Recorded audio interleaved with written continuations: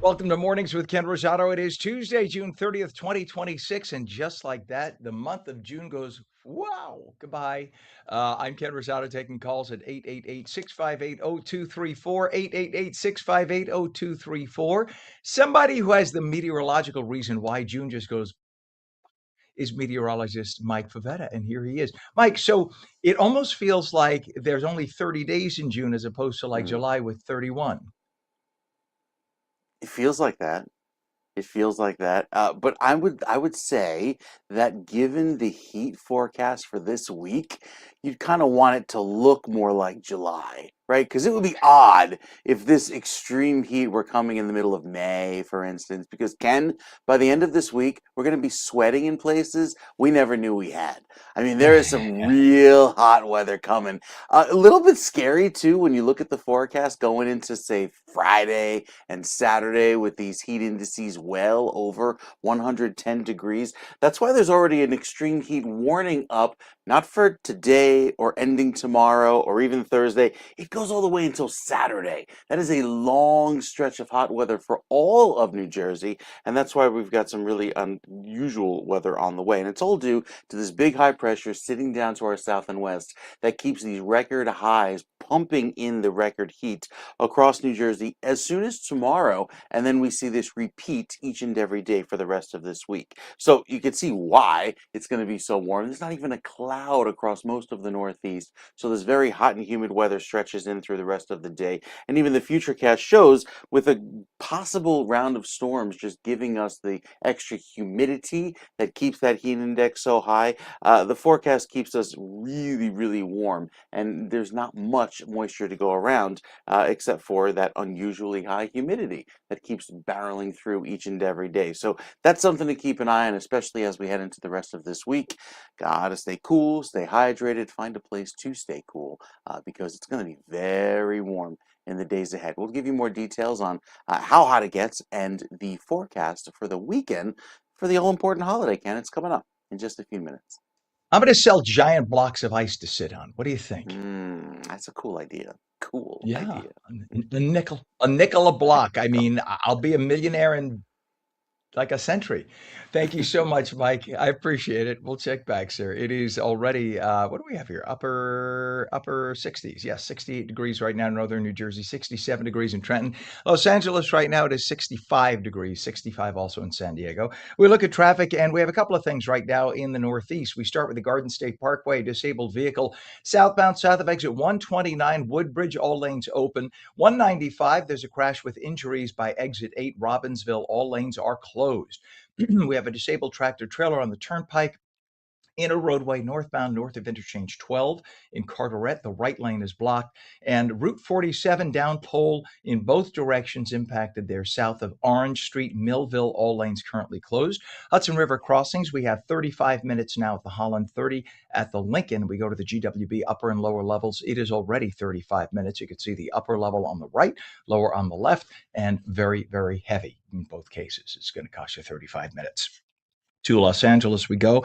We have a hit and run, no injuries reported, and this is in Baldwin Park on Route 57 at Grand Avenue off ramp. There's a traffic collision in central LA right now on the 101 at the 101 South Conduit, and there's a hit and run with no injuries reported.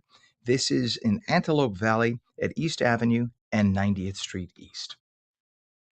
In the news now at 4 minutes past the hour, a number of decisions from the U.S. Supreme Court yesterday. The justices decided not to take up an appeal by President Trump against his accuser, E. Jean Carroll. That means that Trump will have to pay Carroll a civil award of $5 million.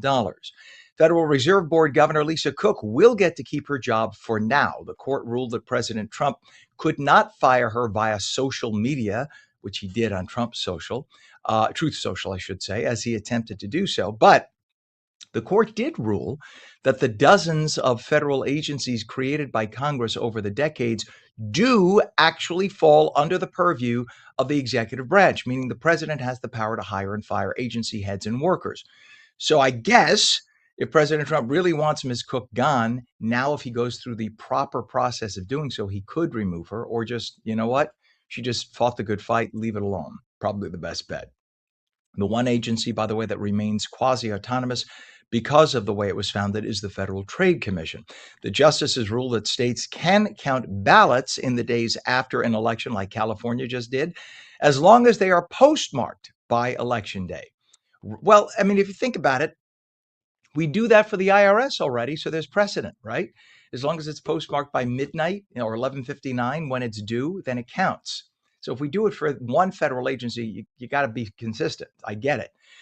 Right now, 14 states and the District of Columbia count ballots received days or weeks after Election Day, as long as it's postmarked by Election Day. So that is something the Save America Act aims at changing, at least when it comes to federal elections. They don't have any control over state elections like governor. Otherwise, one state could hold up the results of the presidential election for literally weeks or months. Or if it comes down to a vote, say California, it's like 50-50, comes down to one vote, you declare it for a certain candidate, then the next day you get a vote that came in from Guam where there's a military member, and it tilts the election in the other direction. Now what? You've already declared it. So what do you do?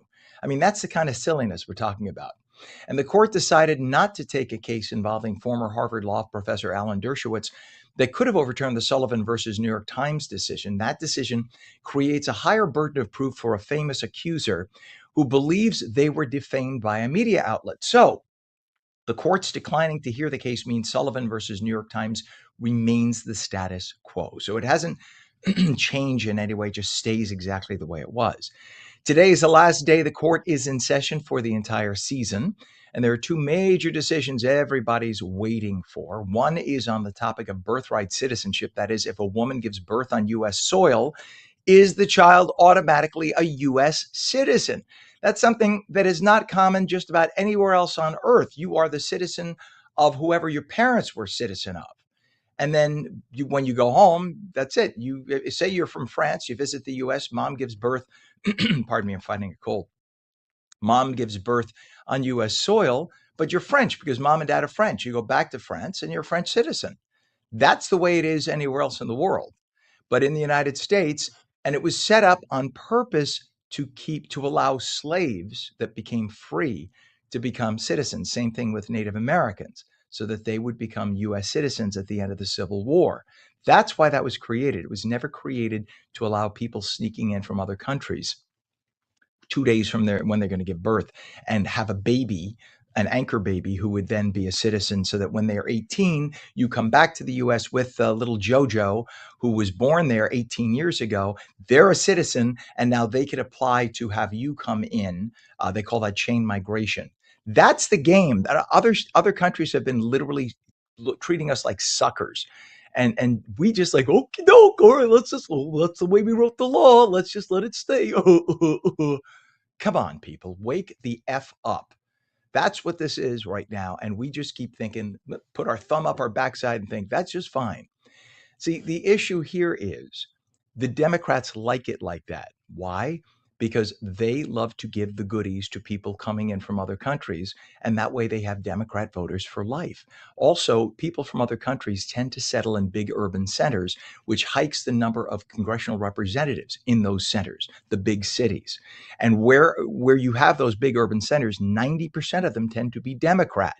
Think about it. So the more Democrats, the more people you have here, legally or illegally, the more Democrats you have. This is all part of the game. All part of the game.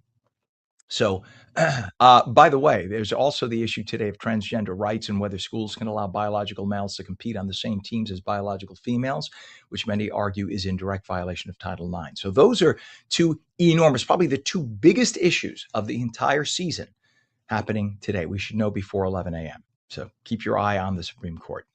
President Trump says the U.S. will meet with Iran and Qatar today after both sides agreed to stand down for now as negotiations remained on track following strikes over the weekend. Meanwhile, in Lebanon, fighting between Hezbollah and Israel continued over the weekend despite a recent agreement between the countries. Iran has demanded a full withdrawal of Israeli forces from Lebanon as part of a final deal with the U.S. in the Strait of Hormuz. Pardon me. Marine traffic has modestly picked up in the last few days. A growing number of vessels also using a route close to the Omani coast, and that is threatening Tehran's leverage over the waterway. So if you can go closer to Oman, where there are no mines planted, you can get everybody through, although it's a narrower pass, so you can't have the same flow. Maybe you'll have 20%, but at least they'll go through safely. Just in time for Independence Day weekend, gas prices now below $4 a gallon throughout much of the U.S., according to AAA.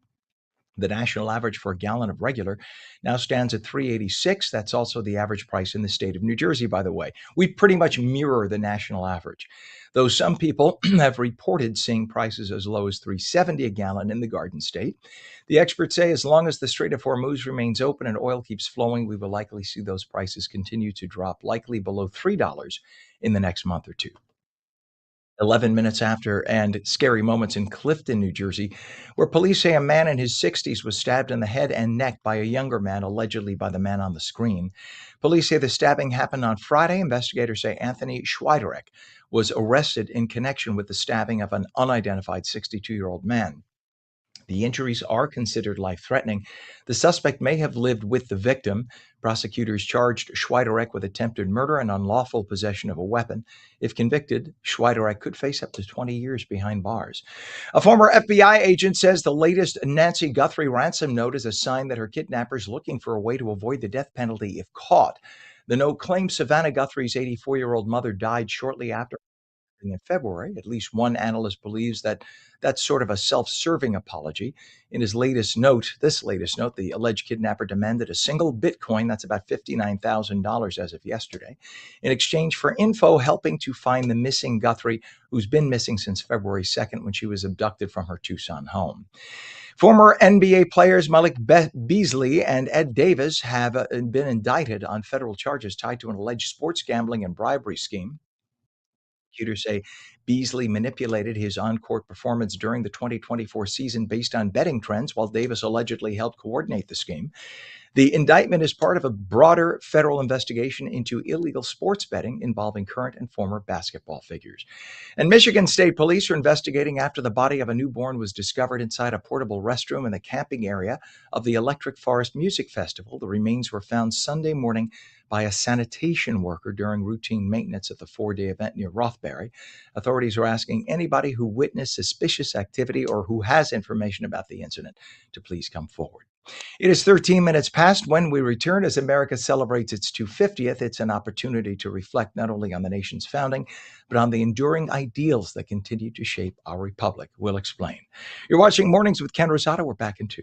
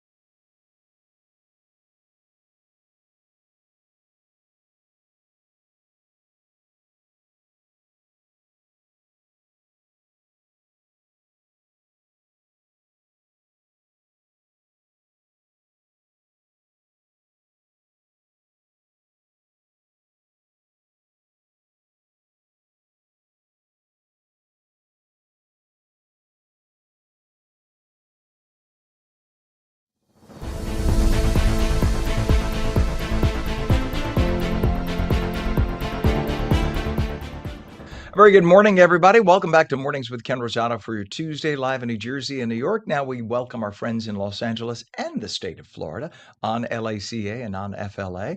At 15 minutes past the hour, we take your calls at 888-658-0234. This is officially, I guess yesterday, if it hit 90, would be the official start of a heat wave because the next few days should be over 90 in New Jersey. So we'll see. Meteorologist Mike Favetta with a forecast near you, and it's sweltering, right? It's going to be possibly triple Mhm. digits in places. It's definitely going to be triple digits in most places, and I think that's the unusual part is that the 90-degree threshold, push that aside. It's the 100-degree threshold that I think we'll hit for 3 days or more in a row. Beginning tomorrow, with all of that heat and haze building, you can see just where the worst of it is. This is the extreme heat potential that brings the worst of the heat down toward the, say, the south, across the Midwest. We tap into that today. It's tomorrow where that surges eastward and gives us dangerous levels of heat beginning tomorrow, and it only gets worse through the rest of this week when we sit in triple digit territory.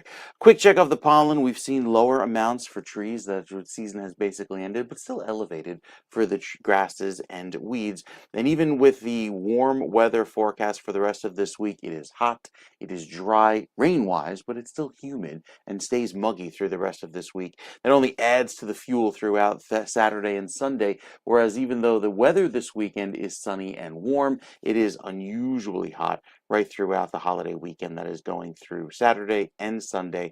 Likely see some cooler weather by the time we get to Monday time frame. And the big reason for that, this big high pressure that will not budge. It stays put right over the south and provides that warm southwesterly wind that allows that heat to compound each day. So we don't even cool off at night. Not only will we break temperature records through the afternoon, we'll break some overnight temperature records for heat that stick with us right throughout the first part of the weekend into next week. So some really hot weather that doesn't quite go anywhere, Ken. It's the duration of the heat wave that is something to think about even going into Sunday.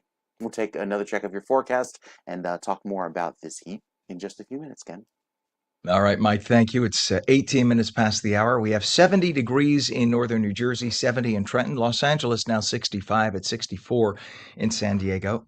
Pardon me again. This is going to be the morning as I battle the grips of a cold, a summertime cold. We look at traffic and we have a few things going on the Garden State Parkway. Disabled reported southbound south of exit 129 in Woodbridge. All lanes are open though. On 195, crash with injuries westbound west of exit 8. Route 539 Robbinsville, all lanes there are closed. Over to the Turnpike, disabled tractor trailer. Inner roadway northbound north of interchange 12 Carteret Rawway. Right lane is blocked. Route 47 down both directions impacted south of Orange Street and Millville with all lanes closed. And the Hudson River crossings right now, the Lincoln Tunnel reporting 35 minutes in, Holland 25 to 30. There's the Holland approach. Wow, that looks like more than 25 to 30. That's Route 139 coming off of Route 78.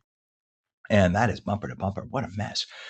Over to the GWB approach, the 8095 approach is already very heavy with 35 to 40 minutes reported. We take a look at the upper level on the right, lower on the left. Your lower might save you about 3 minutes getting in. Over to Los Angeles we go. We have a report of a fire now, South LA. That's at Route 47 and North Harbor Boulevard off ramp.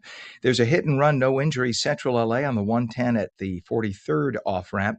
And there is, let's see, missing elderly person now reported in LA. It's a silver alert on Broadway. So if you see this, it's 4:19 in the morning in Los Angeles. So if you see an elderly person on their own, don't approach, don't say anything, call police, keep an eye on them until police could arrive, hopefully. So that's on Broadway in Los Angeles. It is now 19 minutes past as America celebrates the 250th anniversary of the Declaration of Independence. It is an opportunity to reflect not only on our nation's founding, but on the enduring ideals that continue to shape our democratic republic.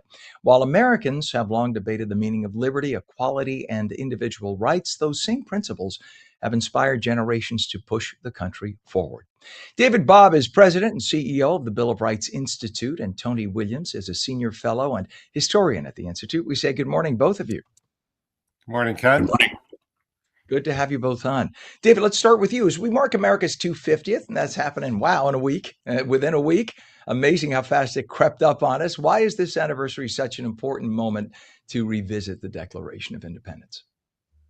Well, the Declaration is always relevant for Americans. It should be. It's really our vision statement. It was designed with a purpose. That purpose was to break from the crown, but even beyond that, it gave us a kind of picture of what our future could be. It also uh, established a kind of framework for what our government would be. You know, you mentioned the heat and humidity that's enveloping much of the East Coast. Our Constitutional Convention was wrapped in that kind of blanket of heat, and there's sometimes a forgetting of the relationship between the Declaration and the Constitution. In the last 50 to 60 years, we've kind of made the Declaration a dead letter. And this book is really an argument for why we want to place that centrally in all of our debates today. Yeah, these founding fathers, they were dealing with 90-degree heat as well back then, and they had no air conditioning, and they used to dress really to the nines. It was quite a different time, and it must have been quite stinky in the rooms. I mean, literally, if they were there day and night, and they also, we don't talk about this a lot. These guys were snookered day and night. They used to drink 20 times what we drink, right? I mean, we know that historically. They were heavy drinkers. Well, we could talk about that on a whole other show. But it's interesting to see if there was no alcohol, what the Declaration would have looked like. It might have been something like, folks, we don't mean to be disrespectful, but Your Majesty, if you could be so nice, that's probably how it would have been phrased, if not. So the Declaration famously states that all men are created equal, of course. So how do you think that promise has been interpreted and expanded through the nation's history? Obviously, men being all humanity, being one of those things, right? Right. So the Declaration lays down this universal principle of human equality, of human dignity, and equality of rights. And of course, we know that while this was an aspiration at the time, we know that it wasn't quite available for everyone. And but what we see immediately is that enslaved people in the 1770s and 1780s make a claim on that freedom. They see those principles. They say this applies to me. The women at Seneca Falls in 1848, they say all men and women are created equal. And certainly that equality principle significantly impacts the whole sectional debate over slavery during the mid 19th century. And of course, Lincoln famously gives his Gettysburg Address, where he says we're dedicated to that proposition that all men are created equal. So it And the resonates beautiful throughout American history. I'm sorry, I didn't mean to step on you. I was going to say the beautiful part is when this country was founded, it was to create a more perfect union, right? It wasn't that we didn't start as a perfect union. We said we know we have blemishes. We want to create a more perfect union. And I think a lot of people lose sight of that fact. And that even though there was slavery at that time, what did we do? We healed the ills because we created a mechanism to change that, and we fought a war in the 1860s that literally nearly dissolved our nation because that's how much we cared about the fact that there were the big chunk of our population was not treated like humans. So that's when people don't have the love of this country that they should. That's what I think they're not being taught. They don't understand that no one ever said we were born perfect, but we're doing everything we can to try to make it better. At the nation's 150th, not the 250th, President Calvin Coolidge said of the principle that Tony just articulated, the equality principle, it's final. And there's something really profound about that, right? Because just as you said, Ken, there was in that finality a corrective mechanism built in. It said we have to do better. There is a contradiction. We are admitting the contradiction and we want to do better. It does not mean that journey towards better was a straight line. It was a crooked path. Right. But people are not perfect. And I think that the reason that we go back to our declaration and make an argument in this book for it becoming more a touchstone of our deliberation is we're a huge nation. We were 3 million then, we're 340 million now. No matter what the era, though, we're going to have an argument. Let's make that argument really great and focused on the principles that can guide us for the next 250. Absolutely, David. And Tony, there were moments like, of course, movements like abolition and women's suffrage. We talked about civil rights. Oh, actually, we talked about the Civil War. We didn't touch on civil rights yet. But this all points back to the Declaration. So why has that remained, the Declaration, such a powerful document then for those seeking change right to the present day? Right. Well, I think it's our creedal statement of who we are as Americans. I think it creates the American regime and its principles, and it says not only that all men are created equal, but they're endowed by their Creator with certain inalienable rights. It creates self government by the consent of the governed, and this lays down the basis for debate and deliberation, maybe sometimes contention.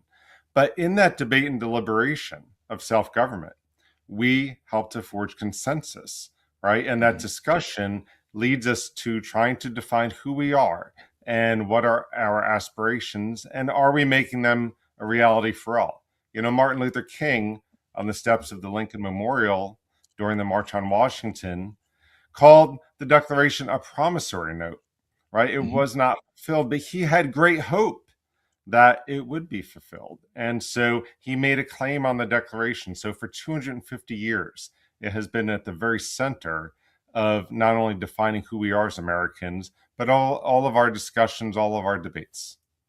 Yeah. And I think part of the issue today, when people see folks shouting in each other's faces from two extremes, they are off put, but likely in the rooms, those founding fathers probably had maybe pretty similar arguments. They were in each other's faces, especially after a couple of grogs.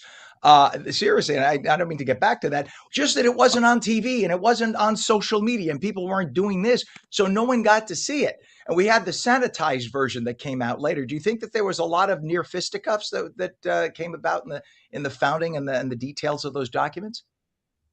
We know the passions ran strong. And I think what was remarkable about that debate is not that it was perfect again, or that they were always exercising the self-restraint that we would want to see, but that they did pull back into the room after writing some pretty biting, scathing criticism, maybe going at it kind of one-on-one and in smaller groups. But in that room, there was a sense that let's try to get this thing done. And it was not easy. They persevered through that. And I think what we see at the Bill of Rights Institute with civic education, with engagement, is that young people need to be able to have that kind of push and pull where their opinions are on the line and they're trying to move from opinion to knowledge. And that was the goal, I think, of those who forged the Declaration. They were genuinely open to the fact that they might be wrong.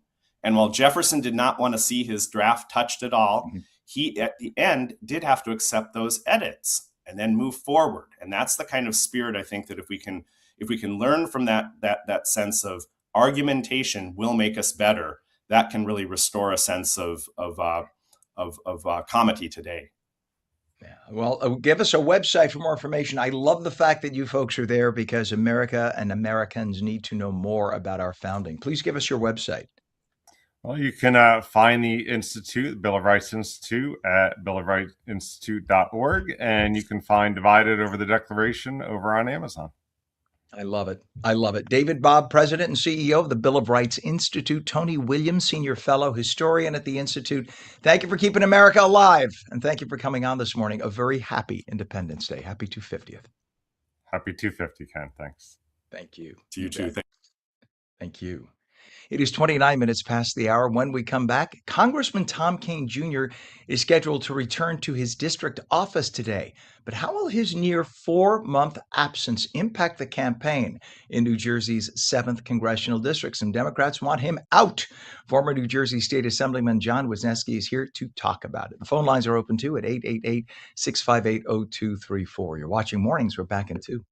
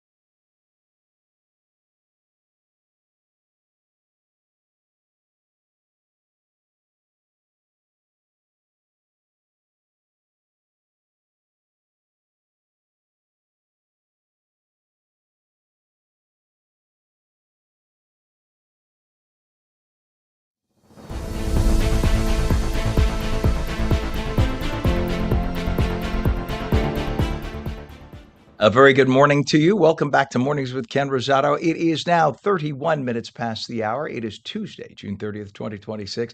We're live on the East Coast and the West, and meteorologist Mike Favetta has both forecasts, two for the price of one. That's a deal. You know what, Mike? If you want to Yes, we clean up, do. I think you should charge separately. Don't do it as Oh, a group deal because oh man. oh, you already bundled it. That's part of the I would have problem. been. I did like the triple play, right? You got the bundled with the Florida, the California, all for the price of one for New Jersey. Shucks, I'll have to Bottom work line on here, I could save you time. Today it's going to be hotter in New Jersey than either of those places, isn't it? it. Any of those. It's true. It's true.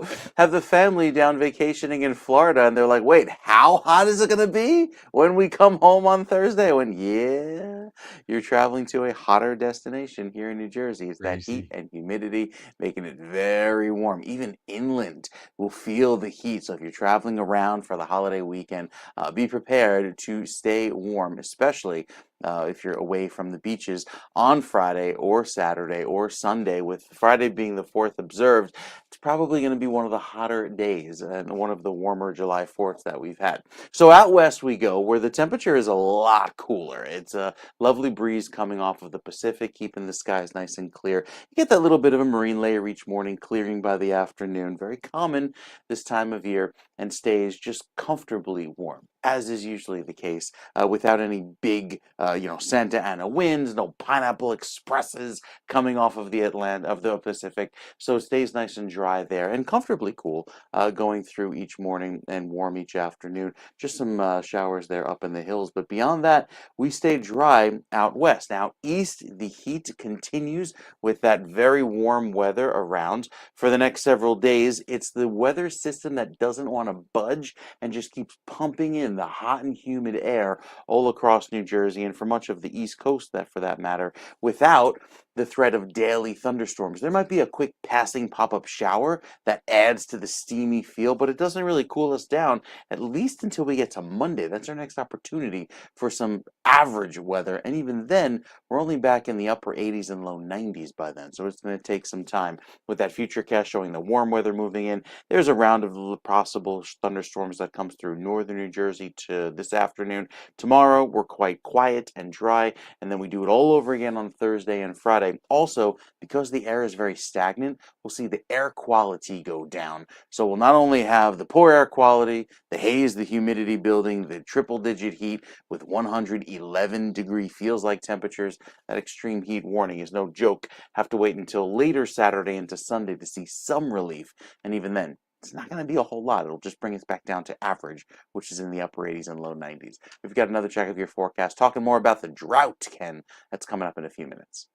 Been getting worse. Well, we'll talk about it when we come back. Here, now you just Okay, piqued my curiosity. Thank you. So all that rain that you we bet. did have, that barely scratched the surface, I guess. We need every drop Mm, we can get. Every very drop we tiny can in get. comparison. Yeah. Yeah.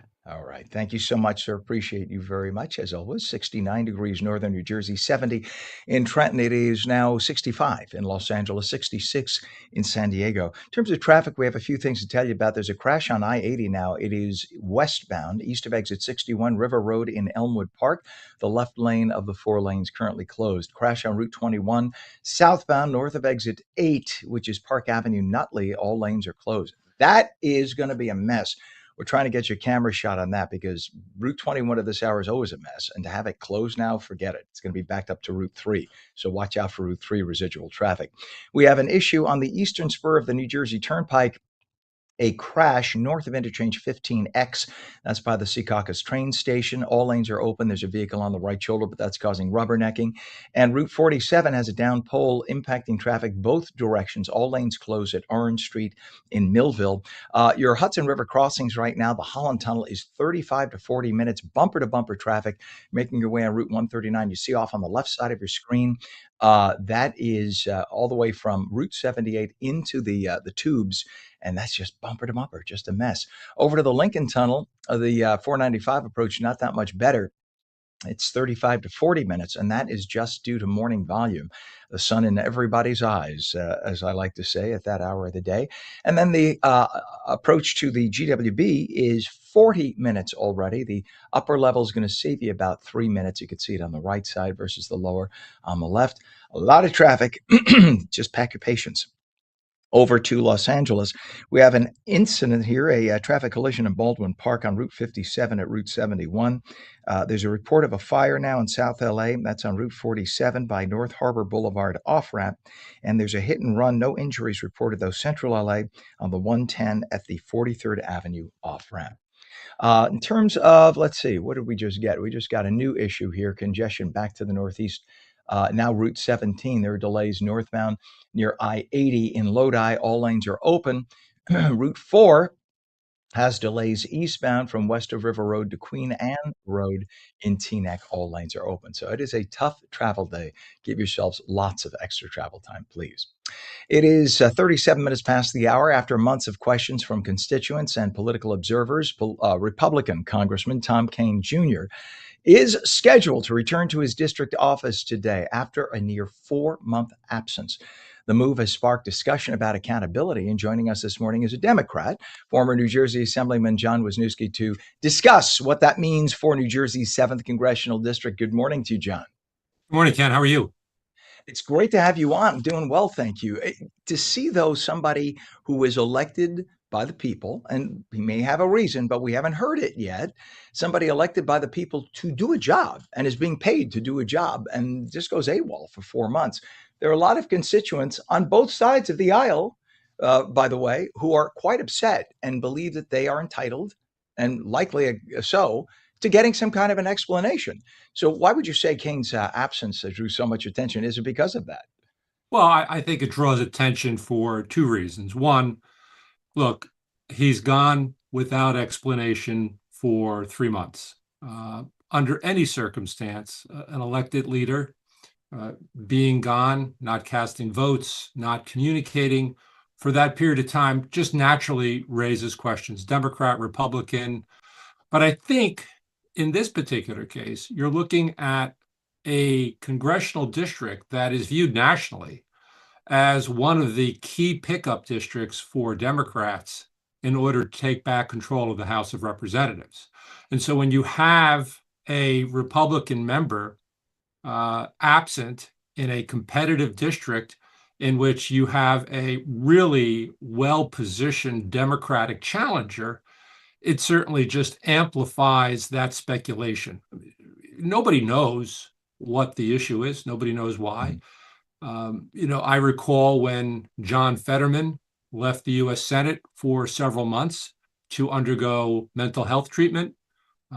There was a lot of calls to give him space. There was also calls on the other side for him to step down. And the same thing is true here.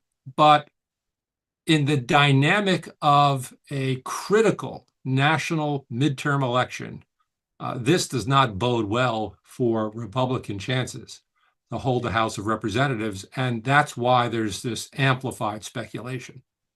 Yeah, in the case of Fetterman, we at least heard. We got some reports. We knew the man had a stroke.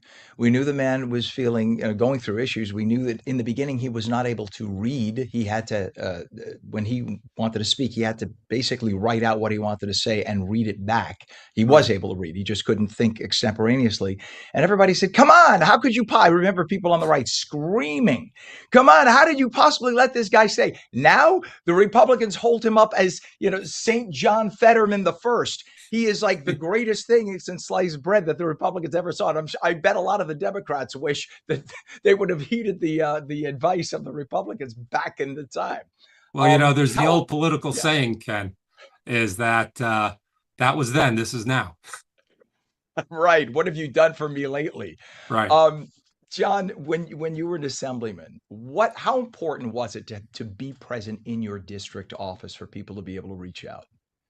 Well, I always argued that the most important thing that I could do as a member of the General Assembly was to service my constituents.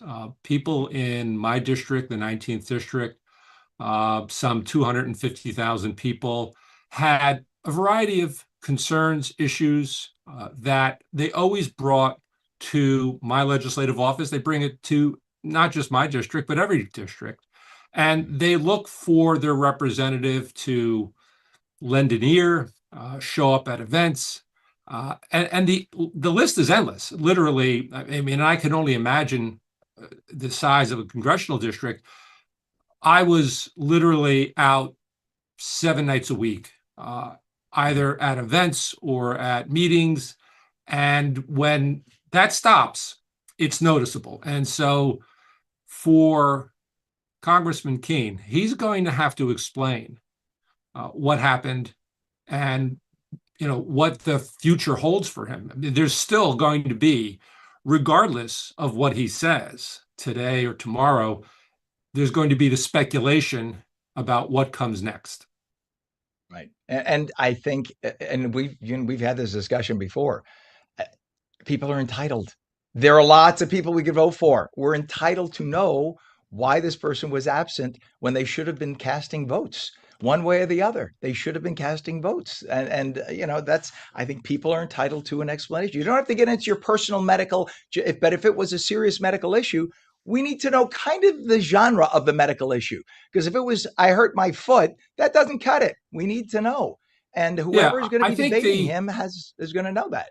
Yeah, I think in this particular case, it's the deafening silence over the period of time has really stoked the speculation, has added fuel to the fire.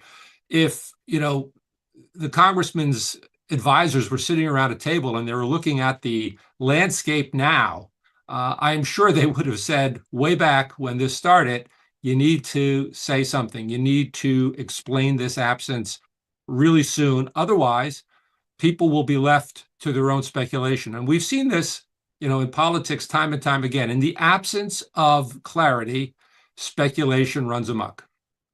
Absolutely. And you know what? That's the way we are in America. And maybe that's a very good thing. Right? So we appreciate you as always. Go ahead. No, it has its pluses and minuses, right? I mean, look, if he was just a guy working at IBM, everybody would say, well, give the guy his privacy. But the issue is he chose, like I chose, to be in public service. And that gives a different level of scrutiny to your health because people expect you to be available. 100%. Hey, when I was a news anchor at Channel 7, I had to have my freaking left kidney removed.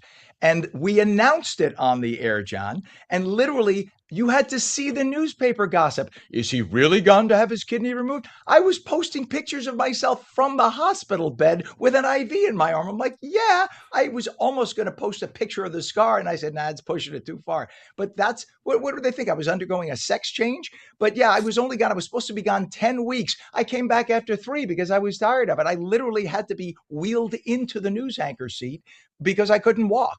But that's the craziness. People can get a little obsessive with it. But in this case, yes, I think they are entitled to know. And they should have known from 2.5 months ago what the heck was going on. We love when you come on all the time. New Jersey's most powerful attorney. I've given you the new title. I appreciate that. Powerful attorney. There you go. And rightfully so. Former New Jersey Assemblyman John Wisniewski, thank you for coming on, as always, with your great insight. We appreciate you, John. Thanks a lot. You bet. It is 45 minutes past the hour. When we come back, meteorologist Mike Favetta talking about a heat wave. We're going to have triple digits in the Northeast. Pretty nice, though, in the Southwest. You're watching Mornings. We're back in 2.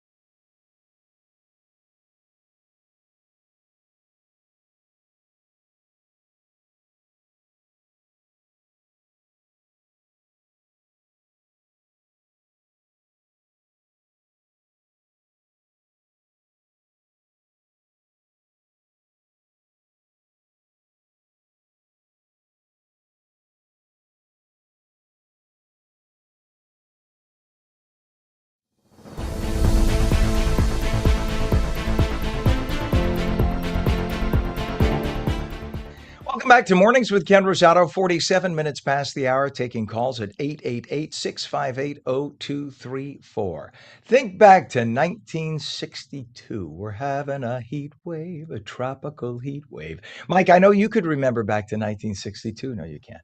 Like it was Meteorologist yesterday. Mike Favetta. Like it was yesterday. I can't even remember 62. I was born in 67. But nonetheless, this 3 days officially defines. You have to have 3 days of 90 or above, Yeah. right, to officially define a heat wave. And we will break that with ease. Yes, in the New York area, I might mention, because I get a lot of people saying, well, it's always that hot down in Arizona. Yeah, well, they have a Right. different definition of a heat wave. So here in the area, there's plenty of heat to go around, so much so that it extends even through the next 2 weeks in July, above average temperatures. So if our average is the upper 80s for this time of year, getting into the low 90s, certainly possible even for the next few weeks. And there likely will be another long stretch of hot weather that takes us down even into Florida. That will be unusually warm right through the middle of the month. Even with the slightly above average rainfall that we've seen and continues for the first 2 weeks of July, it hasn't done much to quell the drought. That drought is still persistent across most of the state, even with that severe drought extending through most of central and southern New Jersey and going right down the East Coast. Florida has seen an improvement, which is nice. And even out west, slightly abnormally dry for most of northern California and areas east of the valley. But beyond that, it's nice to not see drought conditions out in California for a change. This time, we deal with the heat and the hot and the dry weather going forward. So it's going to be a really long summer, Ken, if this heat keeps up, as it's forecast to, for at least the next 2 to 3 weeks. Well, there you go. It is Yeah. officially summertime. So since Father's Day, I love when that coincides. Thank you so much, Mike. We Nice. appreciate you, sir. It is 49 minutes past the hour. Checking traffic right now. Route 80.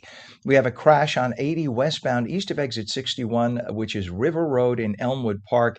This is a look from Route 20 in Patterson, which is one exit away. And look, you can see where it is right there. So apparently they misrepresented it as exit 61, but it's one exit before, and that's you can see where that is. Eagle Eyes Pam herself, our director, found that, but that's causing a backup of about a mile and a half to 2 miles. Over to Route 1, we have a debris spill southbound Ridge Road in South Brunswick, right lane and right shoulder closed. Route 21, absolute mess. Avoid it. Southbound north of exit 8, there's a crash. That's by Nutley. All lanes are closed on Route 21. Avoid it like the plague. New Jersey Turnpike Eastern Spur, we have a crash reported north of interchange 15X by the train station. All lanes are open, vehicles on the right shoulder, but there are residual delays. Route 47, we have a down pole, both directions impacted south of Orange Street, Millville, with all lanes closed. The Hudson River crossings, Lincoln and Holland, are both reporting 35 minutes right now. You could look at the approach to the Holland Tunnel. This is 139, pardon me, coming from Route 78, and you can see the traffic on the left side there going into the tube absolutely stopped. The traffic on the right that's moving is going to the local lanes in Jersey City. That's why there's movement there, but the folks trying to get in the tube are stopped. Same thing at the Lincoln. That's pretty much bumper to bumper going in for about a mile and a half. So that is a 40-minute delay into the Lincoln. GWB upper and lower levels, 45 minutes solid right now. Upper level on the right, lower level on the left. Over to Los Angeles, we have a report of a fire in South LA at 47 North Harbor Boulevard off ramp. And there is a missing elderly person now, and that is in LA on Broadway. No other incidents to report. Of course, it's only 4:51 in the morning there. Local news plays a vital role in keeping communities informed, but many New Jersey news organizations say that their future is at risk. The New Jersey Civic Information Consortium is a nonprofit that was created to strengthen local journalism across the state. Jerome Montes is communications director for New Jersey Citizen Action and is a board member of the New Jersey Civic Information Consortium. Good morning, Jerome. Good morning. Thanks for having me. Nice to have you on. As a fellow journalist, it is nice to have you on, especially to keep journalism alive in the state. Talk about the history of the consortium and why it was initially created. What prompted it? Well, it's really the news deserts that are plaguing New Jersey that prompted it. We're a one-of-a-kind initiative. And the idea is that, with the continuing loss of outlets like the Jersey Journal, the Star Ledger, local news is disappearing throughout New Jersey. About 65% of people surveyed in an Eagleton poll noted that they really need more local news in their communities. People need to know what's going on in their townships. They need people. They need journalists attending local council meetings. They need journalists attending Board of Education meetings. Without these, they can't make smart, informed decisions about what's happening in their towns and even about their personal finances.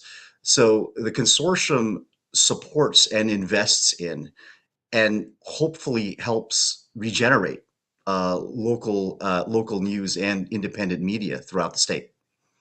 Jerome, for a lot of years, people were saying, well, why do we really need that? Because, our community cable channel 237 covers the board meetings and whatnot. And then I used to turn it on them and say, and how often do you watch community cable channel 237? How often do you watch the town councilman who appeared drunk at the meeting? And I'm just throwing this out there, of course, who appeared drunk at the meeting and was making comments like, you don't need that traffic light on Main Street. Did you catch that? No, oh, you didn't. That's why you need people to hold them accountable. I mean, it is literally the fourth estate written into the freedom of the press in the Constitution. There's a reason why the founding fathers thought it was essential that there be a free press, and that is to keep the elected officials on their toes. But in secret, what is the New York Times or is it the Washington Post? The in darkness, democracy dies, and that's the whole idea. We will lose our democracy if you do not have an active media. And New Jersey, you just see it going right down. I lost you. Yeah. Yeah. So, Ken, you're absolutely correct. So, my parents, who are my neighbors in Lawrence Township, essentially, they ask me, where can I go to find out who to vote for, to find out about local businesses, to find out about local ordinances. They're trying to determine where to go, and they can't rely on TikTok or Instagram. They shouldn't have to. Social media feeds into our our preferences, our biases, our fears. We really need well-trained journalists to take a look at local issues, to take a look at issues that impact our democracy, that impact our economy, in a way that ensures that people can get the information they need to make informed decisions.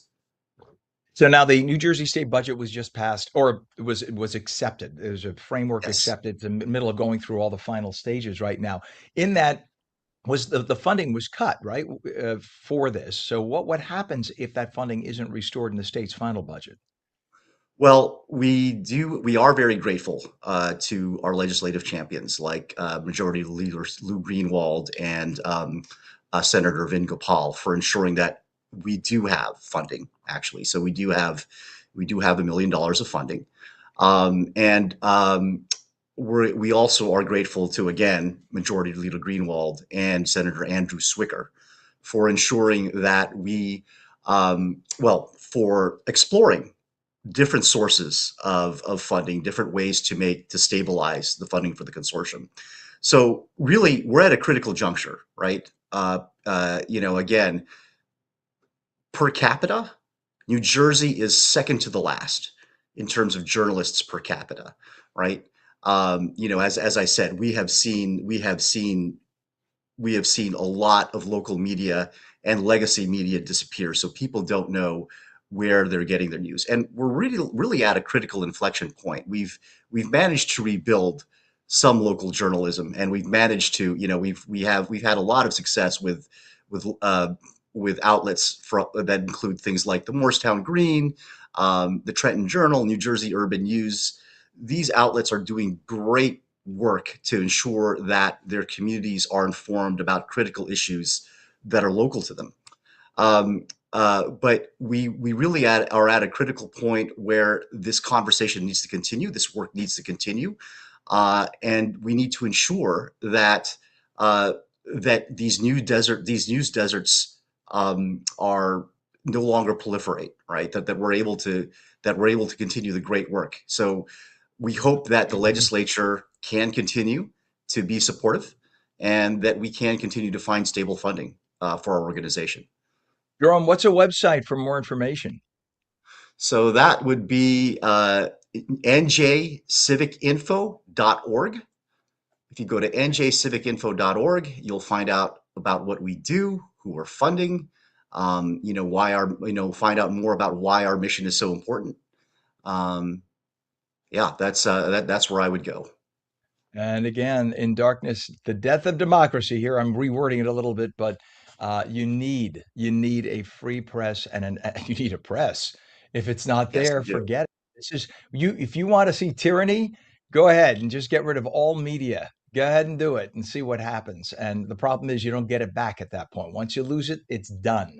Jerome Montes, a communications director for New Jersey Citizen Action, board member of the New Jersey Civic Information Consortium. Very, very important thing you're doing. Thank you for coming on this morning. Thank you so much for having me. You bet. Thank you. It is 58 minutes past the hour. For those of you watching on LACA on the West Coast, stay tuned for your local news. If you're watching on New Jersey, we will be right back live with New Jersey news, opinion, weather, and traffic, and talking about our upcoming and we're currently in it, heat wave. Thanks for watching Mornings. Back in 2.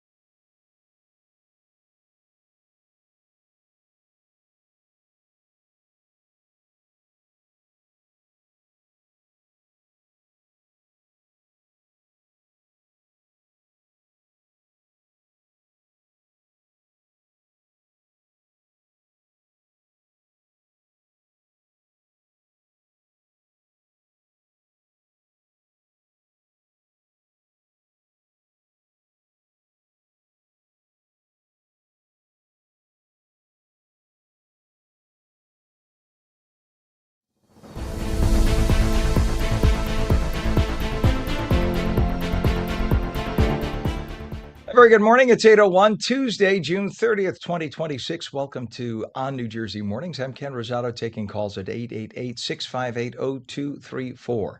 Partly cloudy, very hot today. Highs about 90, probably feel a lot hotter than that with the humidity. And this is just the early stages of what looks to be a stretch of sweltering hot weather. Meteorologist Mike Favetta with the full Garden State forecast. Good morning to you, Mike.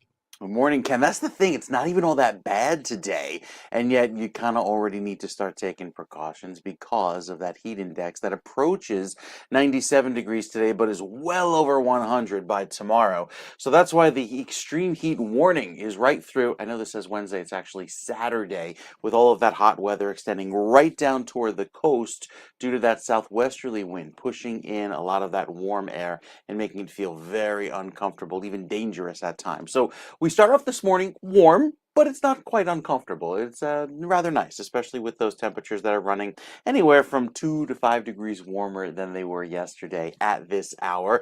The humidity starting to rise when we climb through the 60s. That's humid. When we get into the 70s, that's where it's like really tropical, and we'll be there by this time tomorrow, especially into Wednesday, Thursday, as well as Friday. There's going to be a lot of sun beaming down on us, making for some uncomfortable conditions. Also, might even give us a passing afternoon thunderstorm. You see one kind of race through here, through the northeastern corner of the state today and tomorrow as thermometers reach 100 degrees, but the feels like temperature is well over 105. Unusually hot even as the air temperature reaches 104 on Thursday, 105 on Friday, and that's without the humidity. When you add in the humidity, it's well over 111. So some really extreme heat that'll last at least until Saturday. I think we see the peak on Friday, whereas the temperatures begin to come down this weekend. But to see these numbers on a forecast panel like that, 104 on Thursday, 101 on Friday, very unusual, and will likely set some temperature records here. Best chance of doing that is on Thursday, Ken, the hottest day of our multi-day stretch of 90+ degree heat. We'll talk more about it coming up in a few minutes. Wow, I'm already hot. I'm fanning myself. You just can't see it. That's crazy. That's an Yep. amazing amount of heat. Thank you, sir. We appreciate it. Yep. And by the way, before I let you go, hmm maybe here I'll set you up for the next hit or two. Okay. There has been, we talked about the big earthquake, of course, that happened hmm in South America in Venezuela. But obviously, earthquakes do not happen in absentia of other earthquakes because of the different plates, right? Yeah. And now I'm reading that there have been all sorts of quakes. Maybe this is for tomorrow, but off the coast of Oregon in the water, off the coast of Southern Mm, California, and these are like fives and sixes, but because they're in yeah. the ocean and but these are enormous underwater earthquakes. And of Right. course, they're keeping an eye just in case of tsunami. None of that has happened, thank God. But that's something I'm sure everybody who's in the know of earthquakes is keeping an eye on because when you get a massive 7.2, 7.5 with a follow up of a 4.2 and 4.5, Sure. the rest of the plates are all kind of saying, "Oh, they moved. We're going to move too." So anyway, we'll keep an eye on it. I'll keep an eye too. I'll be your assistant, your eagle eye assistant, telling you Thank you, about sir. the movement of the earth. That usually happens, by the way, after I have a couple of meals of Taco Bell, but that's a whole other show. Oh, Yeah, that's for Friday's show, which we don't actually have. So, all right, Mike, thank you very much. We'll check back. Mike's like, I'm not touching it, not with a 10-foot pole. All right, love Mike. It is 69 degrees northern New Jersey, 73 in Trenton. Right now, it is 68 degrees in Cape May and 70 degrees in Vineland. In terms of traffic, we got a lot of stuff happening right now. There is a Route 1 issue. I'm sorry, this is 21. 21, we're doing first. There is a crash on southbound Route 21, just north of Exit 8, Park Ave in Nutley. Look at this mess. All lanes are closed, so these folks have nowhere to go. They're going to try to get them off somewhere, get them on a shoulder, whatever. But right now, Route 21, it's southbound north of Exit 8, Park Avenue in Nutley, all lanes are closed. It's normally heavy, but today now with this, forget about it. Just an absolute mess. Over to Route 1 now. There's a debris spill southbound Ridge Road in South Brunswick, right lane and right shoulder closed there. Crash on the Outer Bridge crossing westbound Midspan and Perth Amboy, right lane block. So that's coming from New York into New Jersey. We have a New Jersey Turnpike issue on the eastern spur. There's a crash northbound, north of interchange 15X, Secaucus train station. All lanes are open, vehicles on the right shoulder, causing some rubbernecking. And then over on Route 47, we have a down pole, both directions impacted south of Orange Street in Millville. All lanes are currently closed there. Some congestion issues around the area. Right now, 1 and 9 truck route, there are delays northbound from Tunnelly Circle and to Manhattan Avenue, Jersey City. All lanes are open, just very heavy. Excuse my cough. I'm battling the onslaught of a cold. And then the Hudson River crossings, the Holland Tunnel approach, Route 78 to Route 139. This is 139, making your way to the Holland Tunnel. It's just bumper to bumper. It's an absolute mess. Look at this, stopped all the way across there. The lane that you see movement in, that is going to local roads. That is not the going to the tube. So everything there is just bumper to bumper. The Lincoln Tunnel approach, by the way, that's 45 minutes into the Holland. It's 40 minutes at the Lincoln. GWB upper and lower level is going to cost you a solid 45 as well, but at least there's a little bit of movement. Upper level is on the right, lower is on the left. Upper will save you about 2 to 3 minutes. It is 8:07. New Jersey Congressman Thomas Kean Jr. announced that he would be returning to work today. Kean has been AWOL for nearly 4 months, missing many important House votes in the process, leaving many to speculate where he's been. Word was the Republican representing New Jersey's 7th congressional district was dealing with health-related issues, but there were no details beyond that. He's expected to hit the campaign trail with a fundraiser tonight for a seat that Democrats are hoping to flip this fall. And if they are, there are going to be a lot of people who are going to have to answer. Why did the Republican Party cover for him or keep it quiet and not demand more? Why was he allowed to be absent? Why wasn't he allowed to campaign? I think there are some serious issues if they lose that seat. Hopefully, for the Republicans' sake, they won't. But if they do, they deserve to. And that's what happens when you don't speak, when you don't communicate. It is 8:08, and New Jersey lawmakers advanced a record $60.7 billion state budget Sunday night. Separate legislation raises total planned spending above $61 billion. The budget increased school funding while maintaining full pension payments. Lawmakers also approved tax changes expected to generate hundreds of millions annually, so the taxes are going up. Republicans criticized the rushed process while Democrats defended months of public budget hearings. Bottom line, do you show up to complain? Or if you do show up, do you get to speak at those hearings? No. And they're going to raise the taxes whether you beg them not to or not. New Jersey Transit riders, get ready to dig deeper again. No, it's not because your service is improving or you're getting better or more trains or better parking at stations. Nope, it's because the agency cannot fiscally manage itself. The annual automatic 3% fare increase, see, they do it automatically so they don't have to beg for money. So they jammed it in a couple of years ago so that automatically they get a fare increase of 3% every year, whether they need it or not. Think about that. If inflation is 2%, they get a 3% fare hike. Isn't that cute the way that works?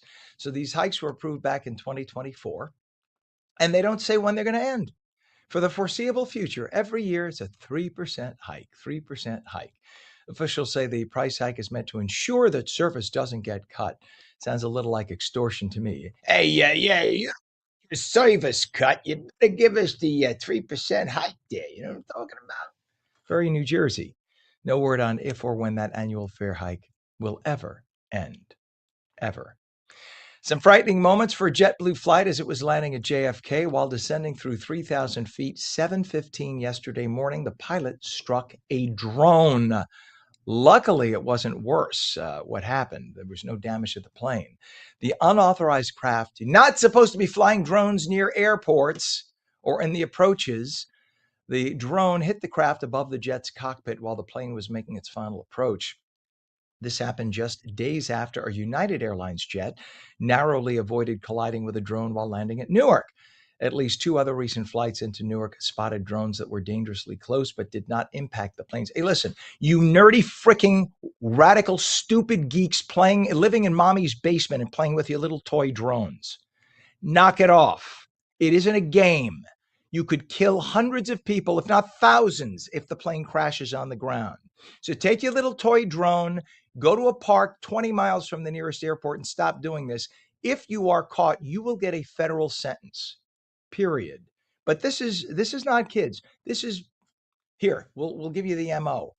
Guys in their late 20s living in mommy's basement with their little toy drone who think this is cool and funny.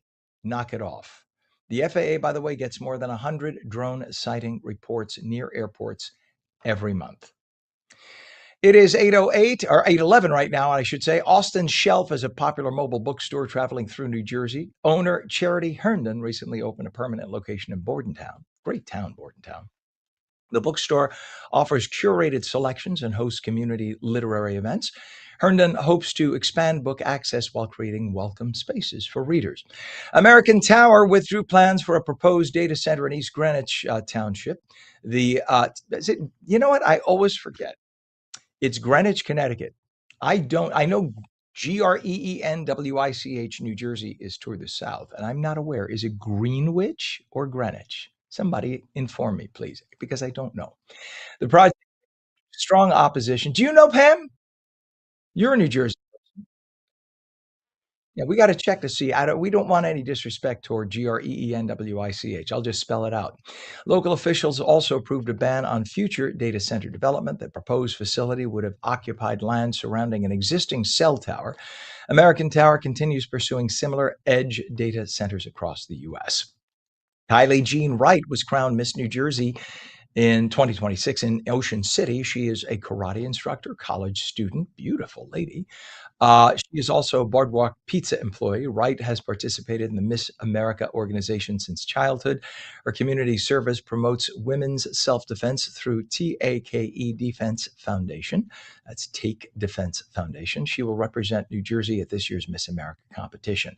And as we talked about this with Mike, New Jersey entering a dangerous stretch of extreme heat this week, and with 4th of July coming up in a few days, remember to keep you and your loved ones safe. Some tips to stay cool in the heat. Stay indoors, of course, in air conditioning whenever possible. We don't have to tell you that. Drink plenty of water, even if you're not thirsty, because you don't realize how much you're evaporating through sweat and breathing. Okay. By the way, the worst time to go out is between 10 a.m. and 2 p.m. So if you could avoid doing any errands during that time, that's when you're best indoors. Don't do any strenuous outdoors activity this week. Just wait a few days till it gets cooler. Take frequent breaks in shaded or cool areas. Check on elderly neighbors, children, and pets. Never leave anyone or a pet in a parked car in the sun. You will kill that person or pet in a matter of a minute or two. That's how fast the temperature can go from 80 degrees in a parked car, even with the windows cracked. It can get up to 120 degrees in about 2 minutes. You can kill any living thing in that car, so don't do it. The only cars that can do it are the electric cars that have the pet feature, because they will run the air conditioner. Other than those, do not ever do that, please. Even for a minute, don't do it. It is 8:14. When we come back, the FIFA World Cup has brought the world's best athletes to the region, and behind the scenes, an expert medical team is helping keep them healthy and safe. We will explain. You're watching Mornings. We're back in 2.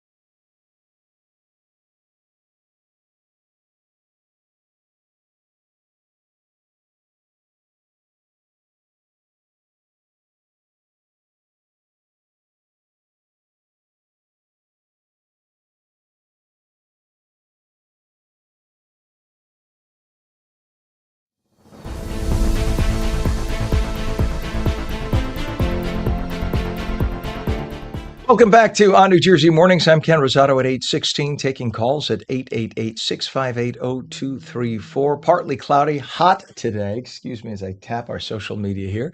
It's going to be a high of about 90, and this is just the early part of a stretch of sweltering hot weather. Straight to meteorologist Mike Favetta with the full Garden State forecast. Good morning, sir. Yes, the first day of some very, very hot weather indeed. The excessive heat warning we've been telling you about extends right through the remainder of this week, with temperatures today reaching the 90s but feeling so much warmer. High temperatures will feel like the mid to upper 90s as the beaches climb to about 90 degrees, but it's that warm southwesterly breeze combined with the humidity that builds into tomorrow and really peaks by Thursday. You see, when these dew points or the temperatures where the air is saturated reach the 70s, that's where it starts to feel tropical. And it stays that way right through Friday, not seeing relief until we get to Sunday time frame. So tomorrow afternoon, this is our feels like temperature 105 straight down the turnpike. Thursday feels like 108. Friday, just about the same 107, 108 degrees, some very, very hot weather. And then by Saturday, we start to see a little bit of relief, but it basically comes in stages throughout the weekend. So a look of the UV index, we're back up at an 8 today, which is very high. With the UV this high, that tends to create the poor air quality, especially with the stagnant air, as there's not much air moving around from place to place. So as far as the temperature goes, that just keeps rising. And interestingly enough, overnight lows only back down into the mid 80s. So we don't even get a chance to cool off at night. And that's the concern for those without air conditioning, whereas your body doesn't get a chance to cool off at night, so it compounds the effect with the duration of this heat, again, making it feel much hotter than the forecast, 104, 105, by the time we get to Friday and Saturday, the peak of the heat. Going in through the next few days, you can see the futurecast keeping a lot of the rain out of the picture until we get to Saturday afternoon. That could be a passing storm with a cold front. It'll be a few more days until we have clarity on when that comes through, but even into next week, get a little bit of a break from all of this excessive heat as the weekend forecast looks hot. 99 on Saturday, 94 on Sunday, with some passing showers on Saturday. We'll take another check of your forecast, Ken, coming up in a few minutes with the 7-day. All right, sir. Thank you very much. Appreciate you. Very, very hot. 73 degrees right now in northern New Jersey. It's 73 in Trenton. It's 69 in Cape May. That's nice and cool. That's a pretty, oh my gosh. If you've never been to Cape May, go do yourself a favor. New Jersey has some beautiful communities, especially the shore communities. Cape May is just lovely. And Vineland right now talking about 70, 74 already. Wow, it's getting hot inland. In terms of traffic, we have a lot of that. That's getting hot too. Let's go to US 1. We have a debris spill southbound Ridge Road in South Brunswick. Right lane and right shoulder currently closed there. Route 47 has a down pole impacting both directions south of Orange Street and Millville with all lanes closed. We have an issue right now. Let's go over to the Jersey Turnpike. This is in the western spur of interchange 15W. You'll see a truck that's broken down in the right shoulder. Do we have that? There it is. Not causing any real delays, obviously, not at all, as you can see. But they just reported it. You never know. That could cause a buildup in time. Hopefully, nothing. That's not a big deal. And that's good news. Maybe it's a big deal for the truck driver. That's about it. And then over to the Hudson River crossings. Lincoln and Holland, both a mess. Look at the Holland Tunnel. This is from Route 78 on Route 139 into the tube. You'll see this is bumper to bumper, and this is going to cost you, if we have the Holland, sometimes I don't have the camera up, that is going to cost you 45 solid minutes into Manhattan. You can see the traffic that is moving on the right toward the right. They are going to local roads. They're not going into the tube. So it's the ones going into Manhattan that are not moving. That just stopped. Lincoln Tunnel approach is going to cost you 40, and the GWB upper and lower level is 40 to 45 right now. A little bit better on the upper level on the right than the left, they're saying. I don't know why, because either one looks like it's not really moving. But that's going to cost you a solid 45 to 60 now into Manhattan. It is 8:20. The FIFA World Cup has brought the world's best athletes to the New York, New Jersey region. And behind the scenes, an expert medical team is helping keep them all healthy and safe. One of the leaders of that effort is Dr. Riley J. Williams III, chief of the Sports Medicine Institute at the Hospital for Special Surgery, who is serving as FIFA's venue medical officer for this year's tournament. And he joins us this morning to discuss what it takes to provide world-class medical care on one of sports' biggest stages. Good morning, doctor. Good to have you here. Thanks for having me. How are we doing today? I'm wonderful, sir. Thank you. So your team, you and your team, you're involved in really making sure that thousands of people are healthy. That's quite a daunting task. What is that like? I mean, are you getting just bombarded right now with people to make sure they're all okay? Well, this has been a 2-year process. Although it was just recently announced that I was the venue medical officer, the training and the preparation has been going on for about the past 2.5 years. So you're right. There's the players, there are the envoys that come with the players, the teams, and then all of the FIFA related officials who come into the New York area. So there are 16 sites, so there are 16 venue medical officers, but there's a little bit more responsibility with New York, New Jersey, because we are, as everyone knows, the host site for the final big game on July 19th. Right. And not for anything, and not to toot our own horn, but when people think America from a lot of places, a lot of other places in the world, they'll think a few places. They'll think New York, New Jersey. Well, they'll think New York, and we are, by extension, we are part of New York, obviously. They'll think Washington, D.C. They'll think maybe Los Angeles. That's America to most of the world. So Correct. New York is the first thing they think of. So clearly, this is the epicenter for that. Have you been getting a lot of folks with what strains and bumps and bruises and whatnot? Well, if you think about the structure, starting with the players are kind of summoned to participate from their professional teams that become part of their national teams. So a lot of times there's a rejiggering, reassessment, if you will, of player fitness and readiness. So inevitably, throughout the course of a 5-week tournament, there are going to be injuries that need to be managed. So, MRIs, treatments, medical support, things like that will do for the teams as they are in market and as they travel in and out of the region just to play games around the country, Mexico and Canada.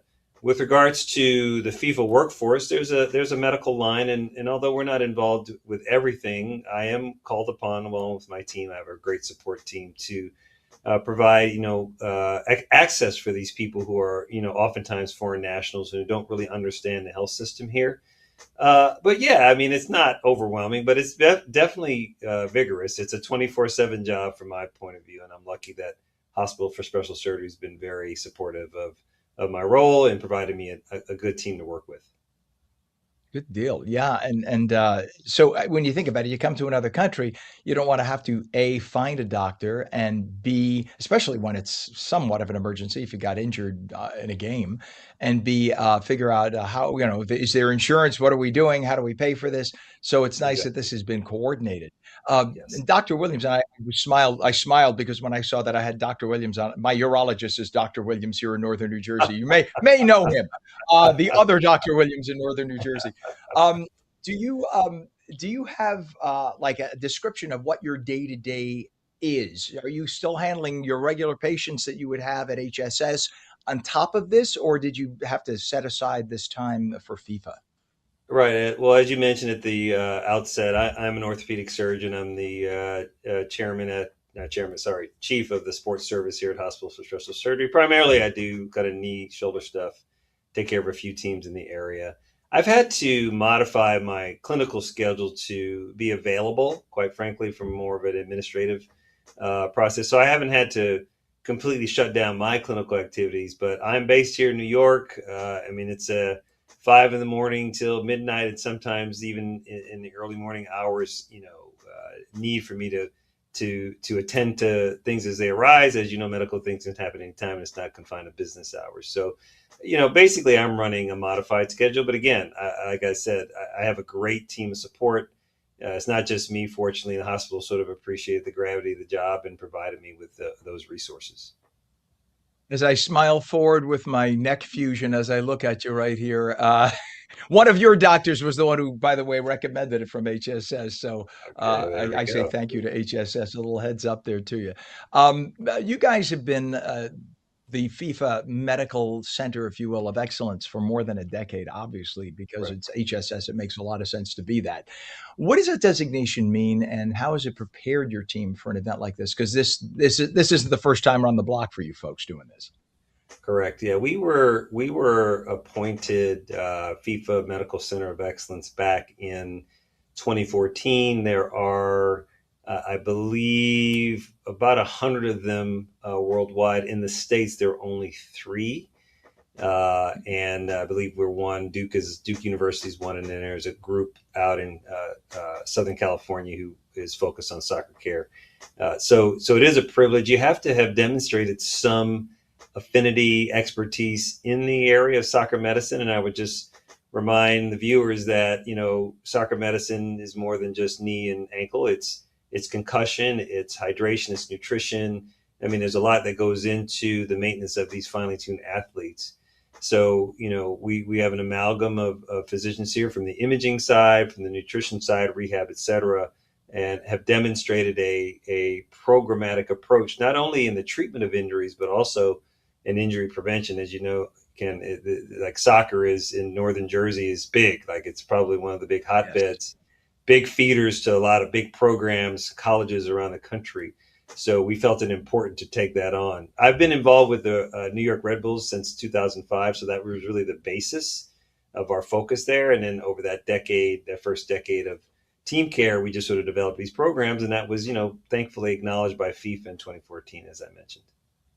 I love it. I love it. You do Red Bulls, Brooklyn Nets, New York Liberty. So you all know sports medicine like nobody's business. And we appreciate it because it's your business. It's no one else's business but yours. We appreciate it. And Doctor, what's a website for HSS for folks to get in touch? HSS.edu is very simple. Yeah. Beautiful. All right. Dr. Riley J. Williams III, Chief of the Sports Medicine Institute at Hospital for Special Surgery, one of the best darn places in the whole world. He is serving as FIFA's venue medical officer for this year's tournament, has his hands full. Thank you so much for coming on this morning. Here, may your next few weeks be uneventful. Let's put it that way. And let's hope it just goes nice and smooth. Yeah, we've got through 5 of the games. We have 3 more, but again, the world will be converging on New York, so it's an exciting time to be here. Absolutely. Dr. Williams, thank you again, sir. Have a great day. Yeah, thanks for having me. Thank you. Thank you. You bet. Love that. All right. Well, when we come back, we're going to be talking about something special in New Jersey, a place that is blending old-fashioned chocolate making with over-the-top desserts. We will introduce you to the Milkshake Factory. I just got a little twinge up and down my back thinking about it. Plus, we'll take your calls at 888-658-0234. You're watching Mornings. We're back in 2 minutes.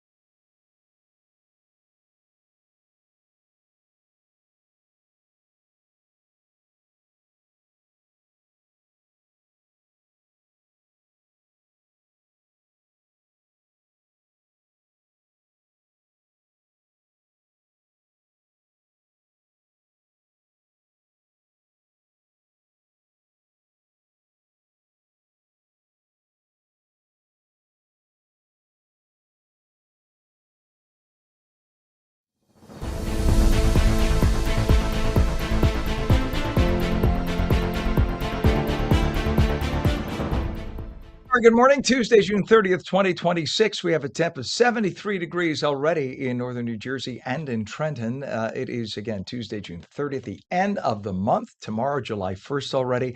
I'm Ken Rosato. Welcome back to On New Jersey Mornings. If you like heat, well, today's your day. Tomorrow's even more your day. Highs into the 90s and then hotter than that tomorrow. Just day 1, 2, whatever of a heat stretch. Meteorologist Mike Favetta will tell you all about it. Good morning, sir. What did we hit yesterday? Did we hit 90? It depends on the location. I'll look them up because I think Yeah, I looked we're at Newark. I close. think it said it did. I think it said it did on Newark. So that's Newark is the site, right? Newark Airport.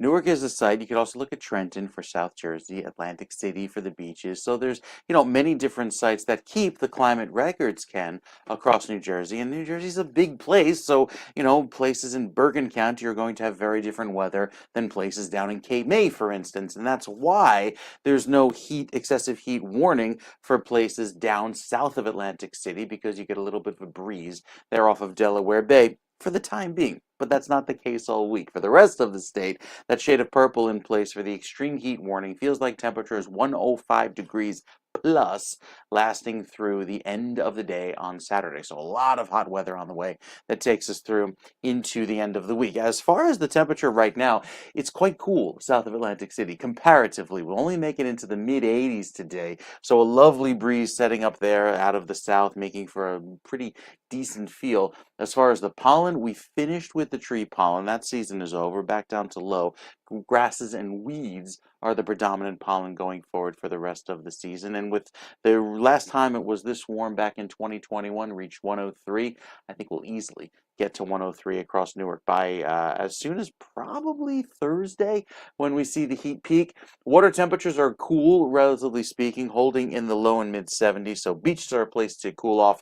And there's a small chance of severe weather tomorrow afternoon there in the northwestern corner of the state as the chance of rain comes in. But rain chances are low, really, until we get to the weekend. Even only a 40% chance on Saturday. That's the highest over the next week for the potential of some storms, with a cooling front that provides the end of our heat wave later Saturday afternoon. So it stays very warm until then, all throughout the day tomorrow, including Thursday and all day Friday. A lot of sunshine, a lot of heat, a lot of stagnant air leading to poorer air quality.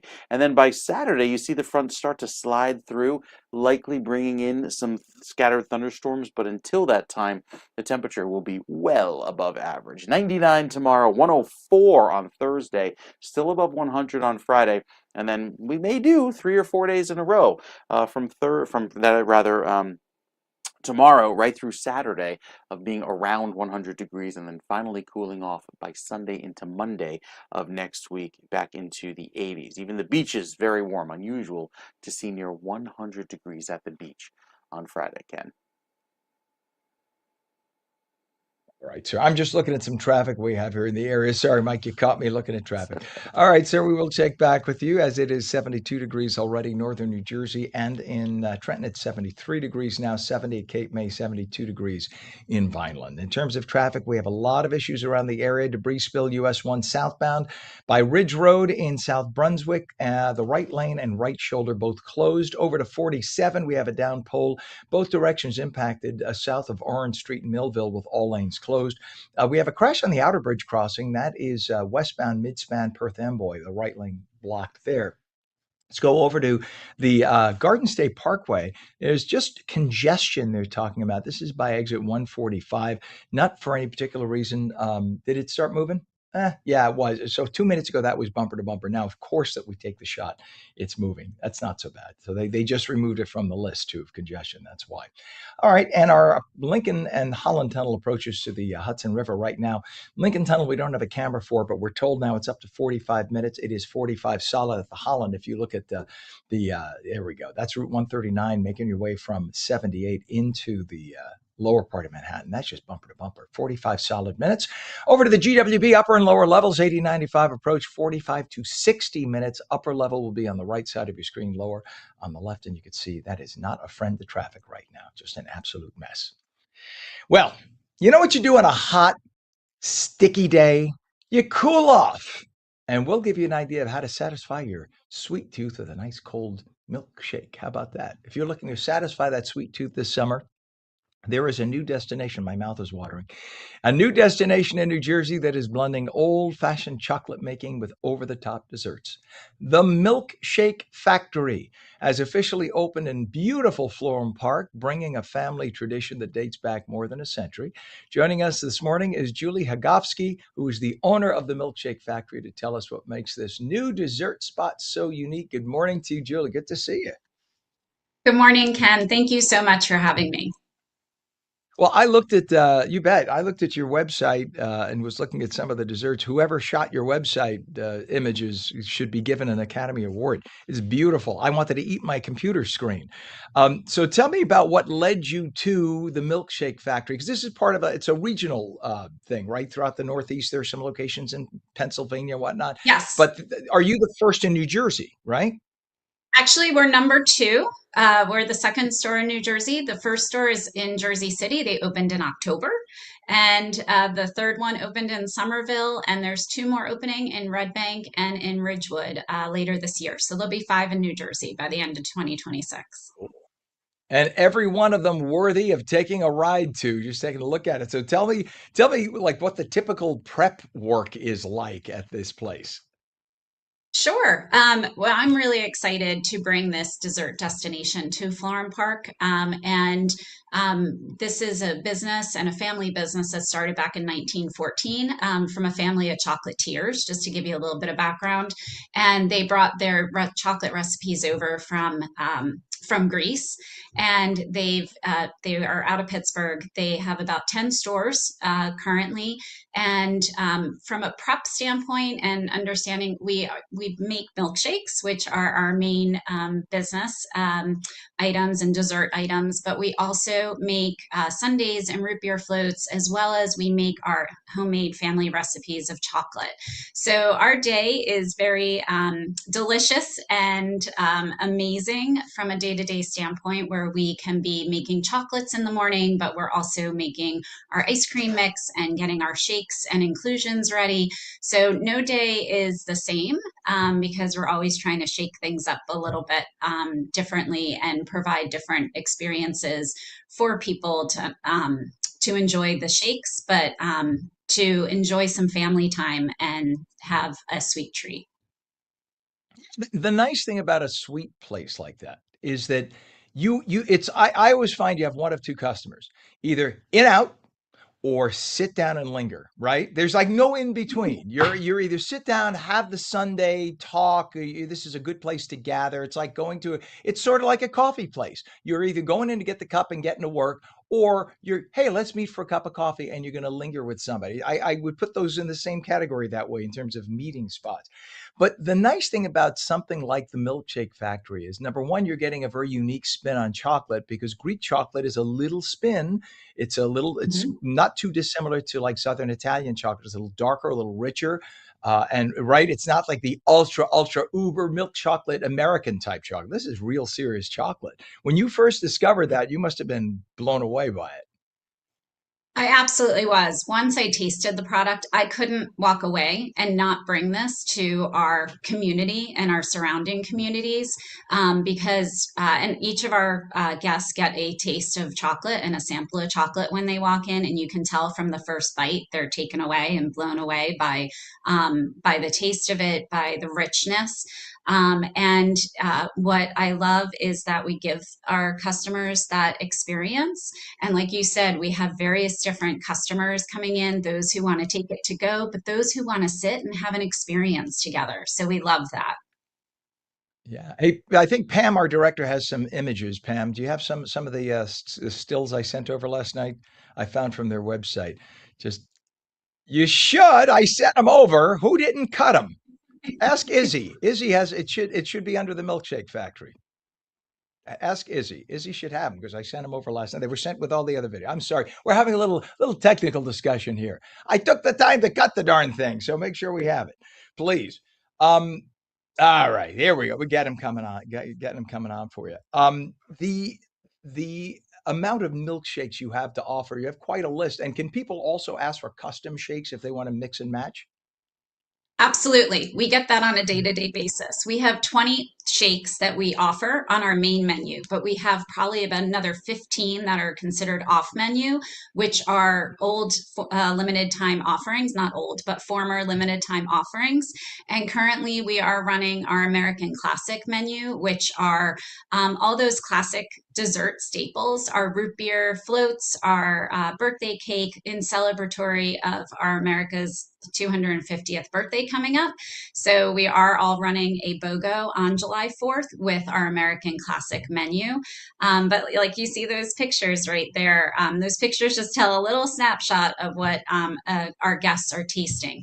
But to your point, Ken, we do actually allow anyone to customize the shake. They will say, hey, do you have whatever it might be, a chocolate and banana? Guess what? We do. Could you add peanut butter? Absolutely. So we are able to really accommodate our guest requests, and we also accommodate those individuals who might have an allergy. We do have an allergy spinner, so we do try to accommodate the best we can those who have allergies and want to have a dessert treat.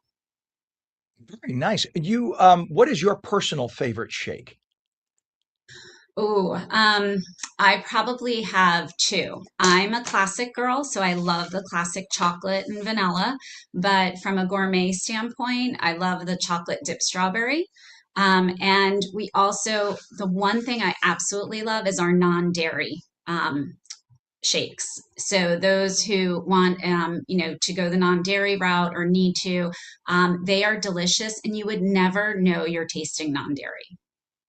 I love it. Give me an old-fashioned strawberry with chunks of strawberries in it so that it jams in the straw. That's what I love. And then having to pull And out the we little soury strawberry bits and whatnot. Yum. And I got to tell you, Ken, the company takes it so seriously. They make sure the straw is big enough so that all the pieces and the inclusions that are in each of the shakes, pieces of it can come through the straw. So you're not just tasting the shake and the ice cream mix, you're tasting some of the pieces of inclusion. So our guests really absolutely love that. I love that it's a scientific term, pieces of inclusion. I love, give me a little chunk of strawberry. That's me. All right. What is the website for more information for us? Sure, absolutely. It's www.milkshakefactory.com. And we'd love for everybody to come check us out or check out a location close to you. We'll have 50 stores by the end of 2026 across the country. So we're really excited. That is exciting. And go check out Julie's store, specifically in Florham Park. Julie Hagofsky, owner of the Milkshake Factory in Florham Park. Perfect timing, hot summertime. Go and get a nice freezing cold shake, right? Thank you so much for coming on this morning. Plus, you got the BOGO on July 4th. Can't beat that. Thanks for coming on this morning, Absolutely. Julie. I Thank you, hope you have Ken. lines out the door. I hope you have lines out the door. There you go. And lots of success to you. Good to I have you on. appreciate it. Thank you. You bet. All right. Thank you. 8:44. When we come back, our friends from AARP New Jersey bring us a message about how one organization is keeping its human touch in healthcare while the rest of the world is being transformed by AI. We'll be right back.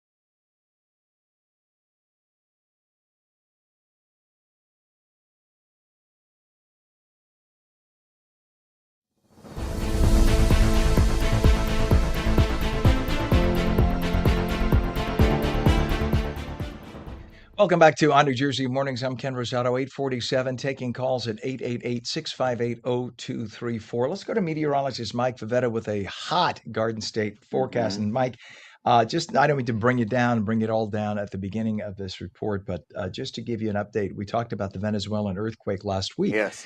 when it first occurred, and we knew that it was going to be awful, but we're getting new numbers that show how awful it is, just to give us an idea.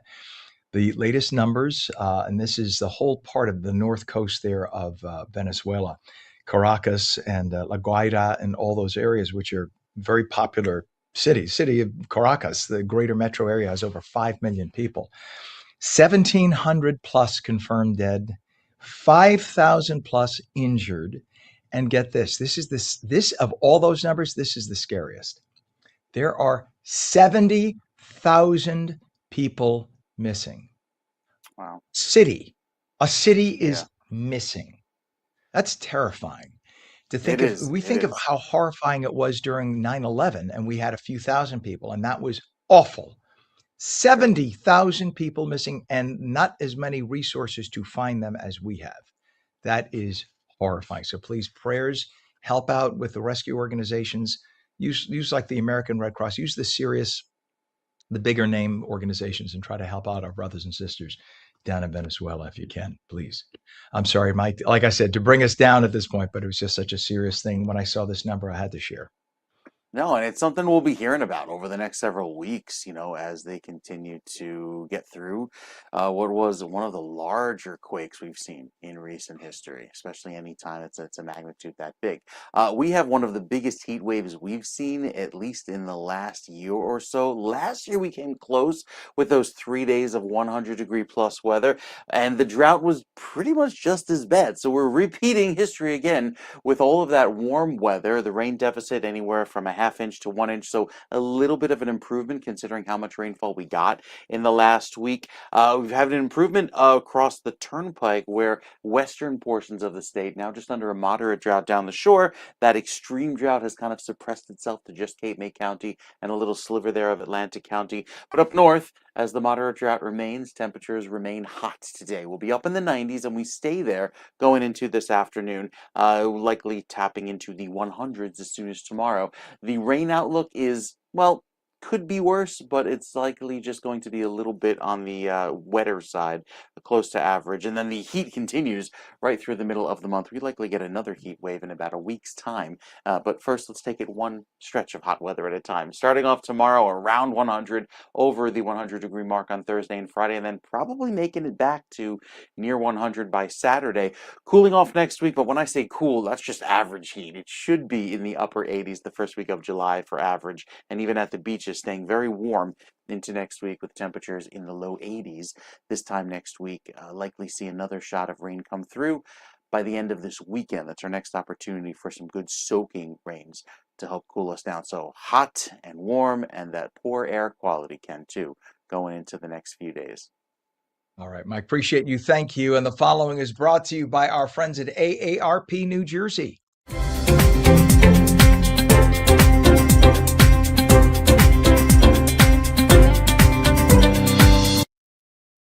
Taking time away from work to care for a new child, a loved one with a serious illness, or another family member can be challenging enough without worrying about job security.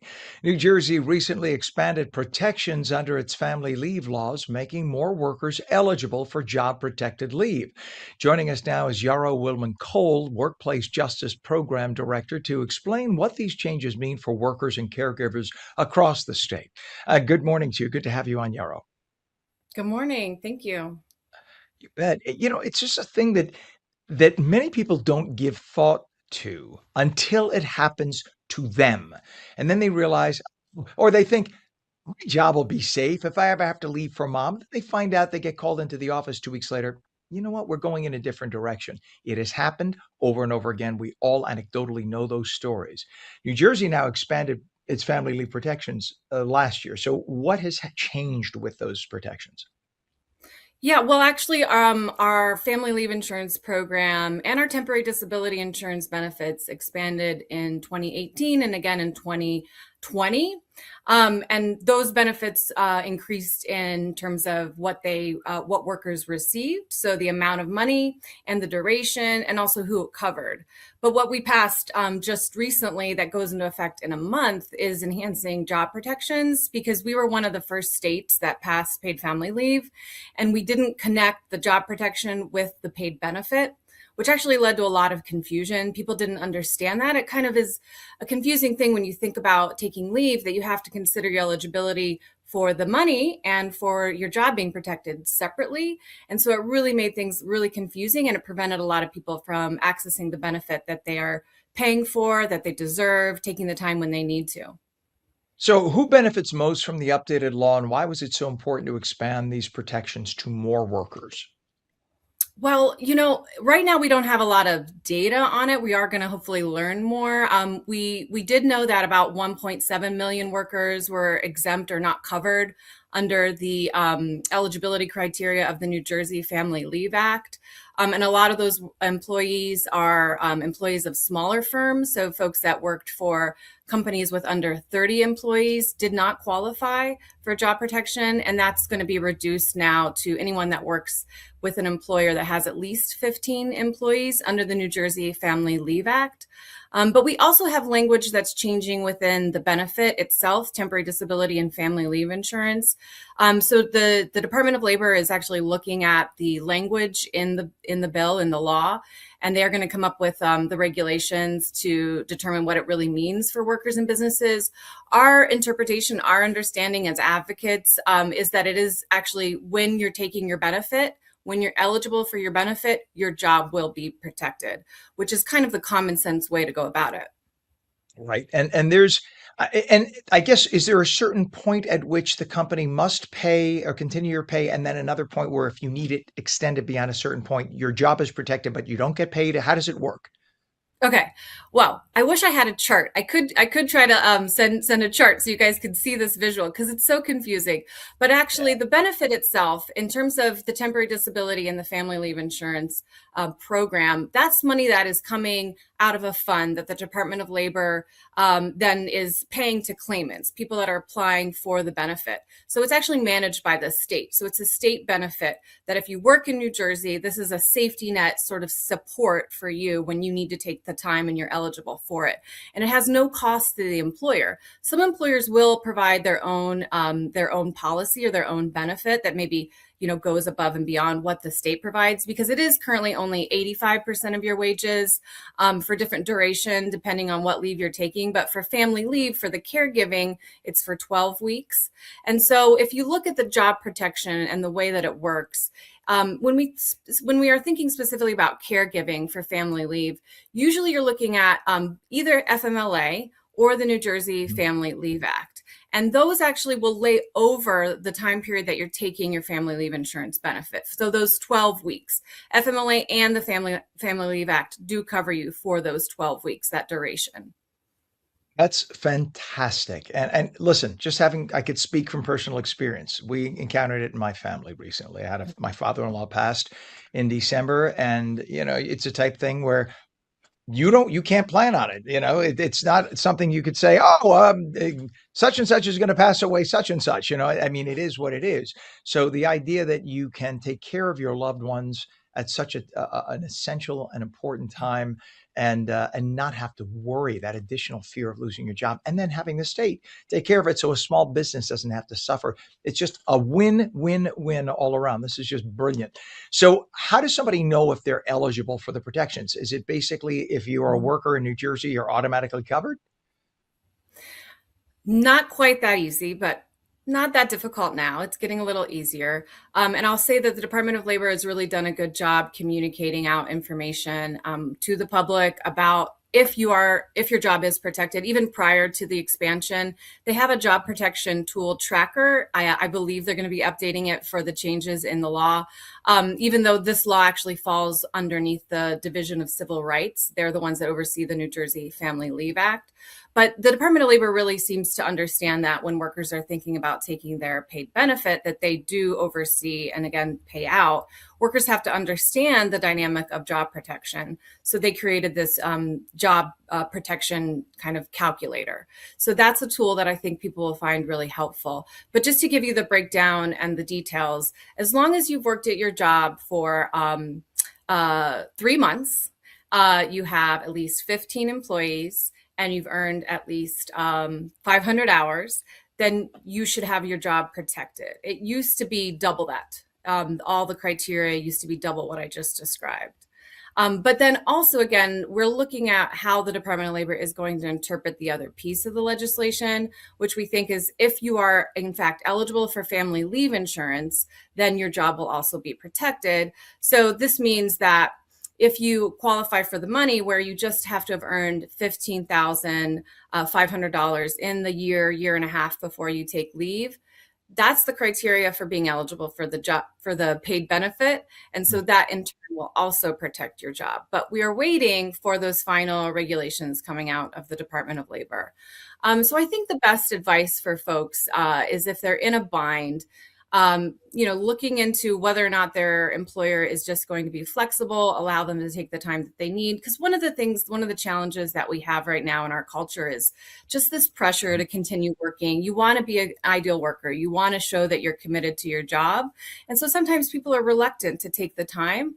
So reaching out to your employer, letting them know what's going on, letting them know that you have caregiving needs in your situation. Of course, this happens, not expected. I also have a family member, my mother-in-law, who's, dealing with going in and out of the hospital. And so I'm helping coach my husband, talking to his employer, what time he's entitled to. Start the conversation with your employer. And then, if things get a little trickier, because some employers really, they're going to work with you. But other employers, especially employers that employ lower income workers, folks that are, their employment is a little more precarious, so to speak. They may need to be told what the law does now provide and what protections do exist. And if you're an employer out there, I have to jump in, Yara, only because we're up against a hard break. If you're an employer out there, put yourself in the circumstance. Put yourself in the circumstance and think of your employee. Yarrow Willman-Cole, thank goodness for what you folks have done, Department of Labor, and thank you for sharing that information with everybody. Yarrow Willman-Cole, Workplace Justice Program Director. Thank you for coming on this morning. Thank you. And that's on New Jersey Mornings. Have a good day.